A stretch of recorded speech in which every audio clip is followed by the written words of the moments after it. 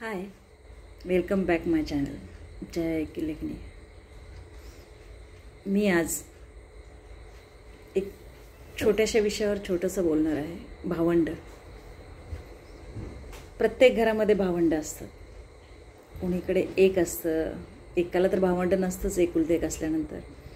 पण ज्या घरात 2, 3, 4, 5, 6 असतात, बरेच भावंड असतात, ते जरी एका घरात असतील, लहानपणापासून एकत्र खेळतात, एकत्र मोठे होतात, मग त्यांचे पार्टनर येतात त्यांच्या लाईफमध्ये आणि जे ते आपापल्या फॅमिलीमध्ये बिझी होऊन जातात.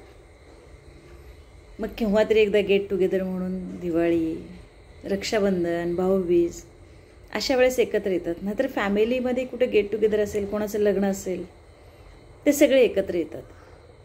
मग त्यावेळी असं होतं की सगळेच बहीण भावंड एका पेजवर नसतात ना. कोणाची परिस्थिती अप असते, कोणाची परिस्थिती डाऊन असते. मग अशा वेळेस आपण काय करतो, करायला पाहिजे रादर दॅन कोणालाही कमीपणा न दर्शवता सगळेजण आपण एका पेजवर राहिलं पाहिजे. त्याला ना की पैशाच्या किमतीमध्ये तोलायचं नाही त्या नात्याला. नाहीतर मग असं होतं की नाती दुरावतात.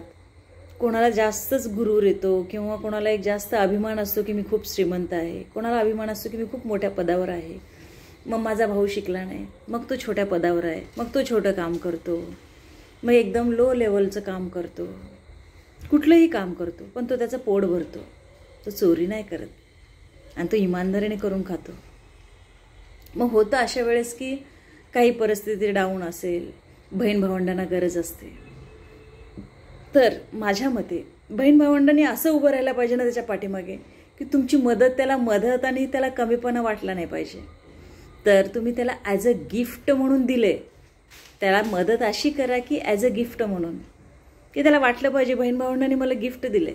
त्याला कधीच असं जाणवलं नाही पाहिजे की त्याच्या परिस्थितीचं आपण मदत करतोय, जेणेकरून त्याचं मानसिक खच्चीकरण होईल, जेणेकरून त्याला असं आतून एकटेपणा नाही वाटला पाहिजे की मी एकटा आहे आणि माझे बहीण भावंड खूप पुढे जात आहेत आणि मी कुठेतरी खूप गरीब आहे, त्यामुळे तो आपल्यापासून दुरावतोय.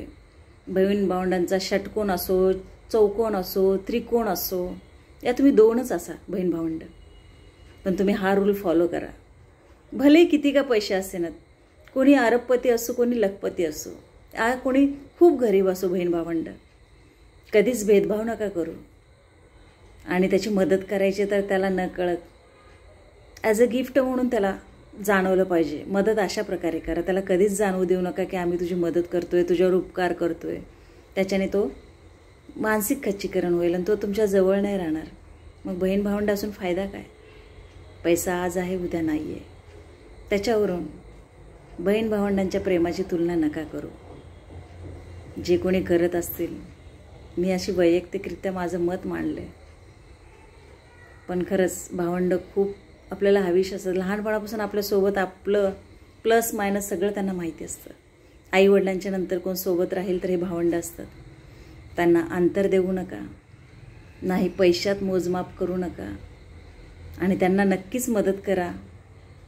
त्यांची परिस्थिती सुधारल्यावर तेच तुम्हाला प्रेमाने परत जवळ येतील, रिफंडही करतील तुमची मदत. पण त्यांची मदत ॲज अ गिफ्ट म्हणून करा बहीण भावंडांना. त्यांना दाखवून देऊ नका की तुम्ही त्यांच्यावर उपकार करताय, त्यांना उपकार जाणवेल असं वागू नका. त्यांना तुमच्या उपकाराचं वजं वाटेल असं नका वागू.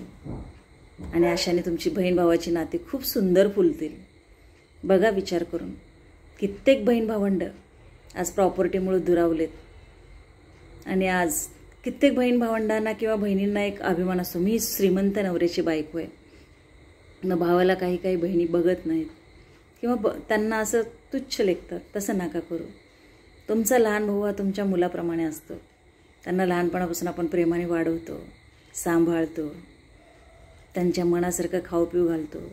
मग एक वेळ अशी येते की आपल्याकडे पैसा आला तर आपण लहान बहिणीला तुच्छ नाही लेखायचं.